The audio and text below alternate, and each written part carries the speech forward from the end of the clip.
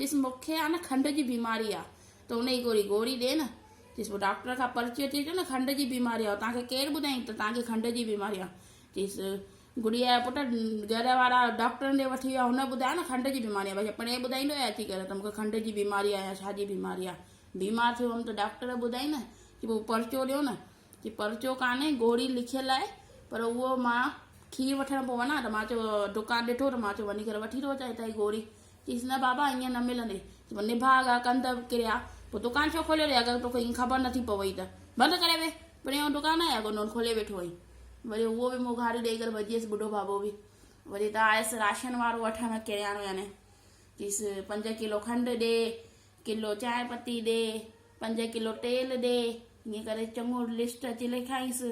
इहो बि लिखंदो पियो वञे। हाणे हिन मोए खे नओं जो दुकानु खोलियईं त हितां मोए खे अघ बि न ख़बर। हिते लिखियलु हुअसि ख़रीदी खंड भई सम्झ 28 रुपए किलो आहे त 32 रुपए में विकिणंदुमि। भई तेल 110 रुपए में किलो ख़रीदो आहे त भई 120 में 125 में विकिणंदुमि। ईअं करे आयो त हिन मोए निभागे उहो ई अघ लिखी रखी चई 28 रुपए किलो खंड भला 110 रुपए सां तेल किलो ईअं करे उहो ई अघ असां सभु ॾेई विधईंसि।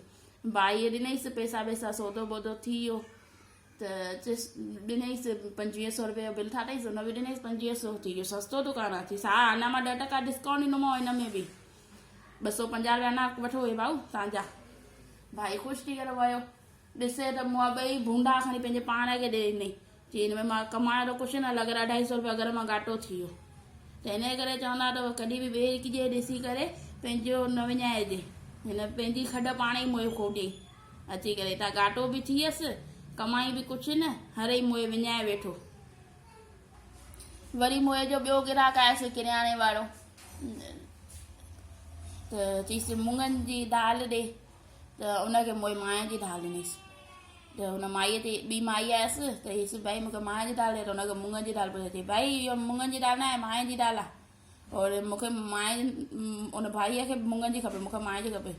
भाईअ बि ॾिठईं ग़लति थो ॻाल्हाए चई मां चरियो वई आहे जेको ग्राहक थी आयो हुअसि याने ज़ाल जा मोचरा खाराईंदे आहे मूंखे घर में चए थो मुङनि जी ॾे त माए जी थो ॾी वरी उहो माए जी थी घुरई त हुनखे मुङनि जो थी ॾेई नथो अची त बंदि कर दुकानु छो खोले वेठो आहीं।